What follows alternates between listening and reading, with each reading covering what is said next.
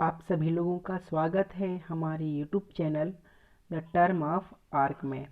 आज मैं diploma in architecture assistantship में थर्ड सेमेस्टर में आने वाले सब्जेक्ट बिल्डिंग साइंस के फर्स्ट और सेकंड चैप्टर का एनालिसिस कर चुका हूँ।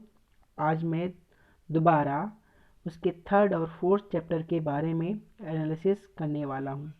चलिए दोस्तों, फिर शुरू करते हैं आर्किटेक्चर असिस्टेंटशिप के थर्ड सेमेस्टर में आने वाले सब्जेक्ट बिल्डिंग साइंस के थर्ड और फोर्थ चैप्टर का।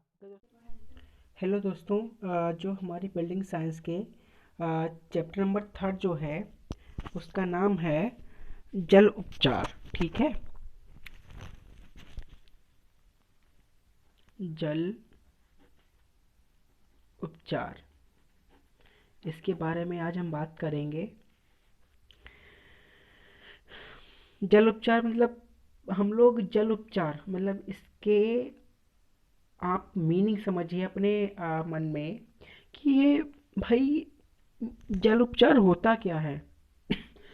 जल उपचार होता क्या है।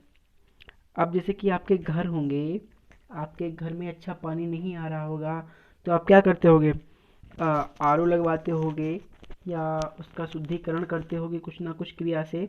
ठीक है, तो उसी के बारे में आज हम जल उपचार पढ़ेंगे। ठीक है, पृथ्वी पर उपलब्ध जल पूर्ण रूप से शुद्ध जल नहीं होता है। ठीक है, जब बारिश का पानी पृथ्वी पर आता है तो वह अशुद्धियों से मुक्त होता है, परंतु जब पृथ्वी पर भाई आ जाता है, पृथ्वी की सतह पर पहुंच जाता है तो उसमें कुछ अशुद्धियां मिल जाती हैं। जैसे वायुमंडल में इसमें कुछ गैसें घुल जाती हैं तथा जीवाणु, धूल, मिट्टी के कण भी मिल जाते हैं। ठीक है, तो जमीन पर बहने वाले पानी में मृदा के कण, सिल्ट, कंकरी, घास, पत्ते, तिनके इत्यादि मिल जाते हैं। तो इसी के लिए हमारा जो वर्षा का जल होता है वो अशुद्ध हो जाता है। अगर हम देखा जाए तो जो सबसे शुद्ध जल होता है ना, वो हमारा वर्षा का जो जल होता है, वर्षा जल सबसे शुद्ध जल। यह शुद्ध, साफ व झलकता हुआ होना चाहिए। मतलब कि शुद्ध जल की अगर हम विशेषता पता करें कि विशेषता होती क्या है शुद्ध जल की, तो शुद्ध जल की विशेषता होनी चाहिए कि यह शुद्ध, साफ व झलकता हुआ होना चाहिए, या गंधहीन होना चाहिए, पीने का पानी रंगहीन होना चाहिए, पीने के स्वादिष्ट, ताजा तथा शीतल होना चाहिए, पानी का तापक्रम 40 डिग्री सेल्सियस से 10 डिग्री सेल्सियस के बीच में होना चाहिए तापमान। ठीक है, तापमान। जल की अब बात करते हैं जल की अशुद्धियों के बारे में। सिर्फ मोटी मोटी हेडिंगों के बारे में बात करूंगा। ठीक है, और आप हो सके तो पेन पेपर लेके बैठ जाएं, ताकि मैं जो भी, क्योंकि मैं बोलूँगा ज़्यादा लिखूँगा कम, इसी के लिए आप पेन पेपर लेके बैठ जाएं। अब बात करेंगे जल की अशुद्धियों के बारे में। भाई जल की अशुद्धियाँ कैसे होती हैं, जैसे कि जल में पाई जाने वाली अशुद्धियों को मुख्यतः 3 वर्गों में बांटा गया है। जो जल की अशुद्धियाँ होती हैं, ठीक है, जल की अशुद्धियाँ वो 3 प्रकार की होती हैं। कौन कौन सी? निलंबित अशुद्धियाँ, घुलित अशुद्धियाँ और कोलाइडल अशुद्धियाँ। अब बात करते हैं कि कोलाइडल निलंबित अशुद्धियाँ कौन कौन सी होती हैं। निलंबित अशुद्धियाँ, ये अशुद्धियाँ जल में ठोस कणों के रूप में होती हैं। ये जो अशुद्धियाँ होती हैं ये ठोस कणों के रूप में होती हैं। ठीक है, ये ठोस कणों के रूप में।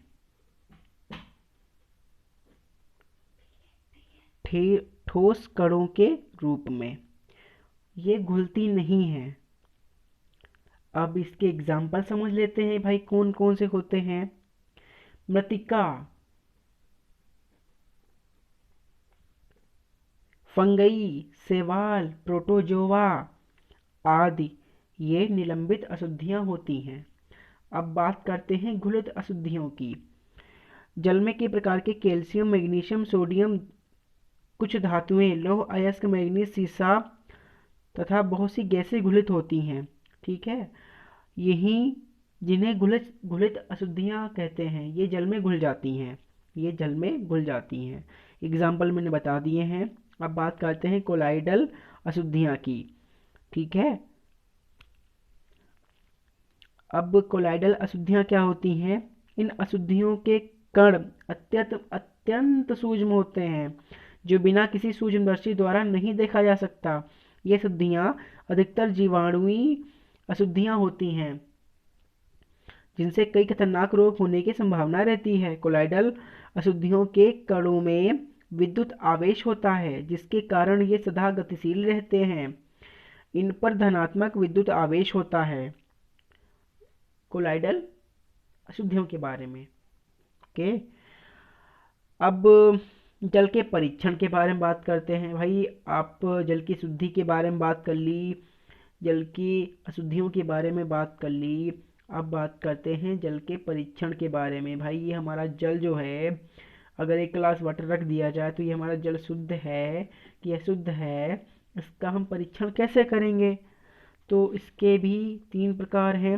एक होता है भौतिक भौतिक परीक्षण, ठीक है, और एक होता है रासायनिक परीक्षण, और तीसरा जो हमारा है वो है जीवाणु परीक्षण। इसके 3 भी होते हैं, 3 इसके भी परीक्षण होते हैं।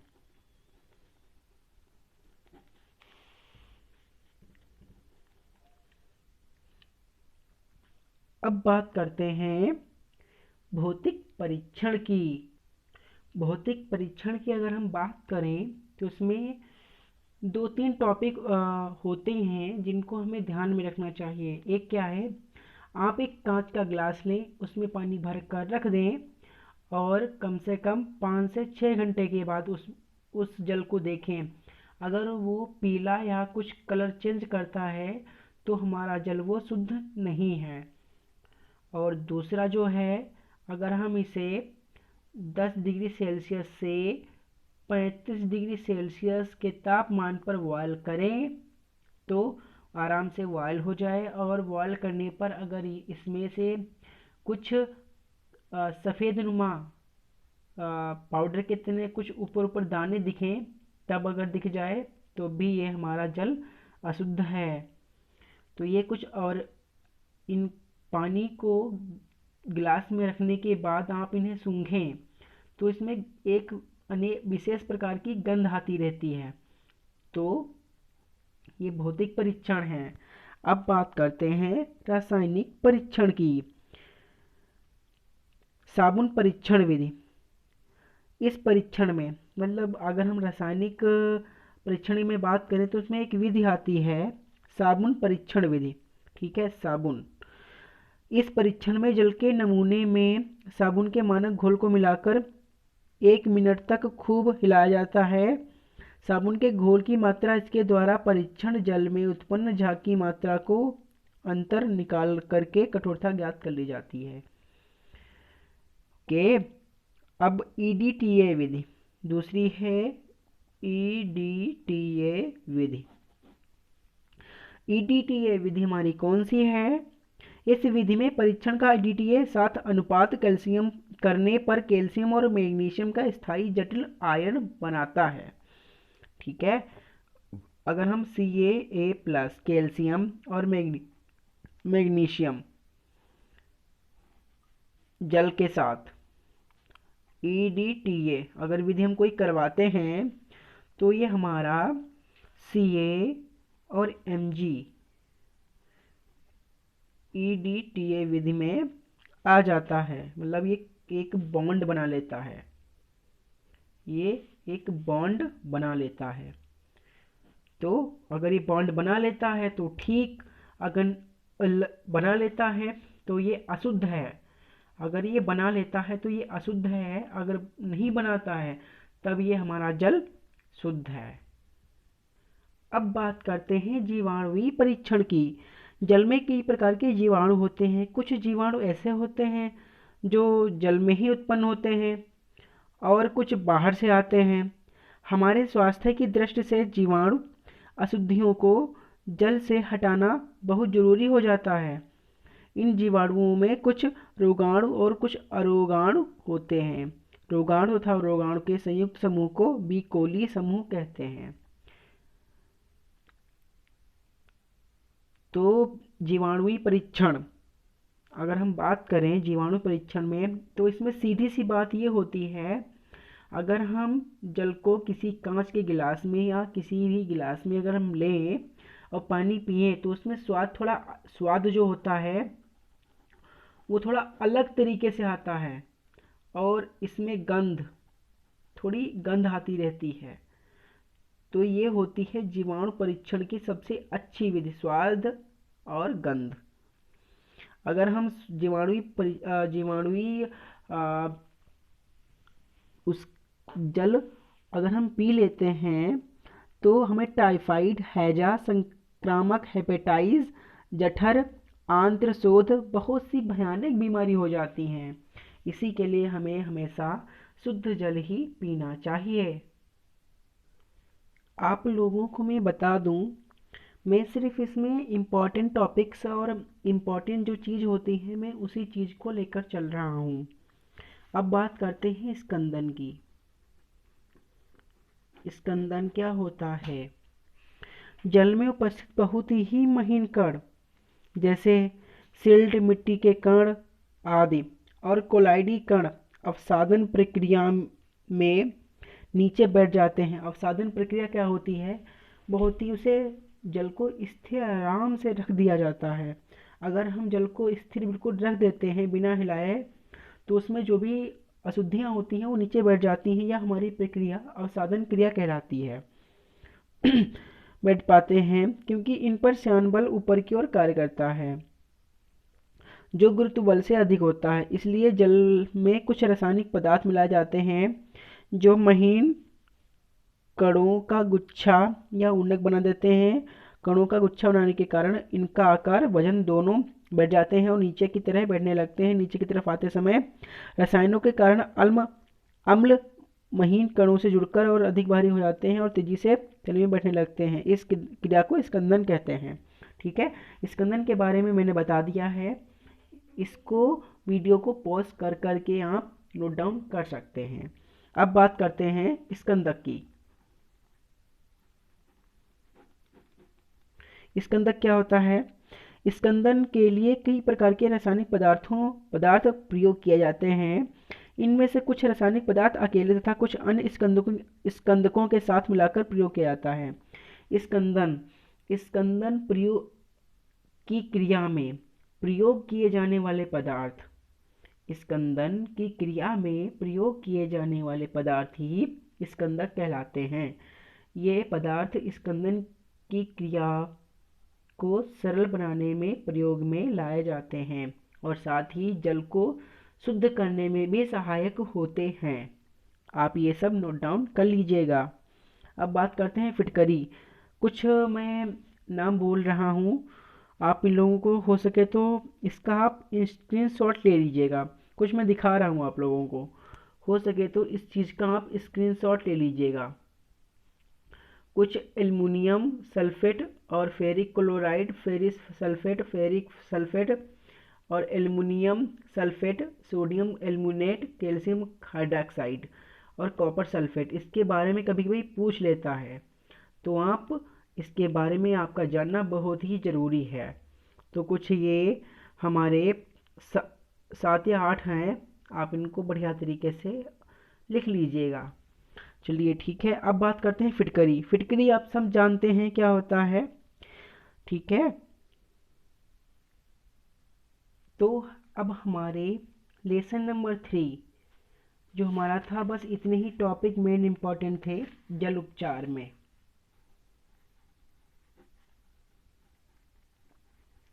जल उपचार में इतने ही मेन इम्पोर्टेंट थे जो मैंने आपको बता दिया है, और किस प्रकार से क्या करना है मैंने आपको हर चीज़ बता दी है। अगर हमारे भाई बहन को अगर कुछ समझ में नहीं आया हो तो आप तुरंत मेरे पे कॉल करके बता सकते हैं, क्योंकि मैंने जो भी नंबर मेरा है, अपना मोबाइल नंबर पर्सनल, आप लोगों को बता के रखा है। कोई भी प्रॉब्लम अगर आप लोगों को आती है तो मेरे नंबर पे कॉल कर सकते हैं। और हाँ, आप लोगों को बताना मैं भूल गया कि अगर जो भी मुझसे गलती होती है या मैं कुछ बोलता हूँ, कुछ एक्स्ट्रा बोल देता हूँ, तो आप उसका भी कमेंट ज़रूर करें। ठीक है दोस्तों? तो मैंने चैप्टर नंबर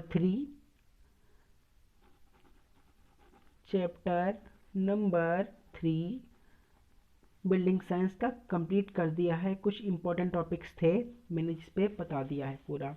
और हाँ, एक इस जल उपचार में एक और टॉपिक आता है, जल उपचार।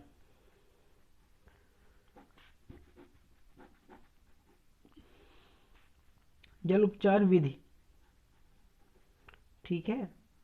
जल उपचार विधि में आपको स्कंदन अवसादन,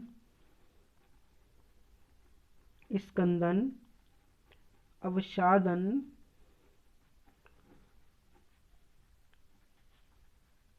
स्कंदक,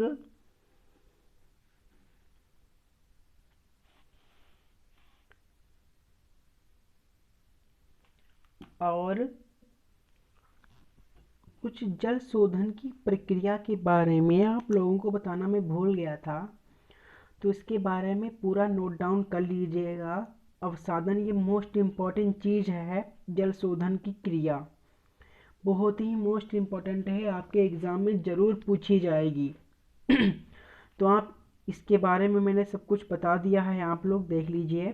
अवसादन के बारे में पूरा स्क्रीनशॉट ले लीजिए। स्कंदन के बारे में सेकंड टॉपिक है। उसके बाद ऊनीकरण, इसका भी आप स्क्रीनशॉट ले लीजिए।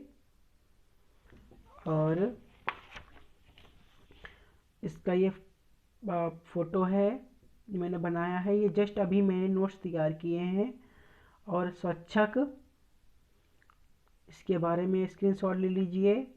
निस्यंदन, स्क्रीनशॉट ले लीजिए आप। और विद्युत अपघटन प्रक्रिया, इसकी स्क्रीनशॉट ले लीजिए, अपने हिसाब से पढ़ लीजिएगा। मैं आप लोगों को इस वीडियो के माध्यम से जितना हो सकता है उतना नोट्स प्रोवाइड करने की कोशिश करता हूँ। मंद बालू फिल्टर, रोगाणुनाशन की प्रक्रिया, उसके बाद क्लोरीनीकरण, इसकी भी एक हमारी रासायनिक अभिक्रिया होती है, इसकी भी देख लीजिए। और निस्यंदन, जो मैंने बताए हैं ये नंबर वाइज हैं, सबसे लास्ट में निस्यंदन होता है। और हाँ, उत्सुत झरने, ये कुछ इम्पोर्टेंट चीज़, इम्पोर्टेंट टॉपिक आता है। उत्सुत झरने क्या होता है? जल का किसी स्थान, पहाड़ी क्षेत्रों तथा चट्टानों आदि जल का स्वतः फुहारे या किसी जल धारा के रूप में स्वतः बहने लगते हैं, तो इस प्रकार के झरने को उत्सुत झरने कहते हैं, मतलब अपने आप बहने लगना। ठीक है? तो ये सब चीज़ें थी। और हाँ, आपको मोस्ट इम्पॉर्टेंट चीज़ तो बताना मैं भूल ही गया, इसका ये पिक है। सॉरी, आ नहीं रहा है ये कुछ, मैं लेकिन शुरुआत से बताना देख रहा हूँ, आप देख लीजिए। पहले स्टोर होता है, समझ लीजिए कैसे क्या इसका प्रोसेस रहता है जल शोधन की क्रिया का। स्टोर हुआ, फिर अंतर्ग्राही मतलब इसमें मोटर वोटर हर चीज़ लगी हुई है। अंतर्ग्राही में वातन मतलब कि ठंडा हुआ जल, गर्म जल होगा, वातन हुआ, ठंडा जल हुआ। उसके बाद वातन होने के बाद शादावसादन, अवसादन की प्रक्रिया आप स्क्रीनशॉट ले चुके हैं, उसमें पढ़ लीजिएगा क्या होता है। उसके बाद रसायन भरण, ठीक है। उसके बाद आपका फ्लैश मिक्सचर, ऊर्णक, अवसादन टैंक, उसके बाद आपका द्रुत बालू फिल्टर, उसके बाद आपका क्लोरीनेशन, और शुद्ध जल भंडार, पंप हाउस, और लास्ट में जल आपूर्ति। तो आप दोबारा देख लीजिए इस पिक को पूरा, यही आप लोगों को बना के आना है। बहुत ही मोस्ट इम्पॉर्टेंट है ये, बहुत ही मोस्ट इम्पॉर्टेंट है। आप देख लीजिए इसको ध्यान से, स्क्रीनशॉट लेते जाइए और एक बार रफ कॉपी पे बनाने के बाद आप फेयर वर्क इसका कर सकते हो। ओके, तो आप लोगों को अगर कोई भी प्रॉब्लम अगर आती है तो मेरे नंबर पे कॉल कीजिएगा। मैं आप लोगों को बढ़िया तरीके से बताने का पूरा प्रयास करूँगा। Okay, thank you, bye bye, good night सभी को।